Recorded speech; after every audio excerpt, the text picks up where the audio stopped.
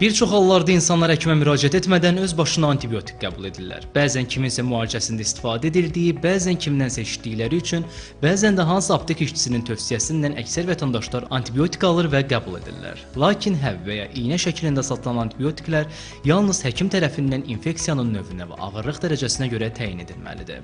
Hətta bəziləri artıq bunu tabletik olaraq deyil, birbaşa vena daxili və yaxud da əzvə daxili istifadə edirlər. Çünki bəzi insanlar antibiotikləri dost olaraq verirlər, amma bu dostu doğru şəkildə istifadə etməzsək, o bizim ən böyük düşmənimiz ola bilər. Belə ki, antibiotiklər bakteriyalara qarşı istifadə olunan bir dərman preparatıdır.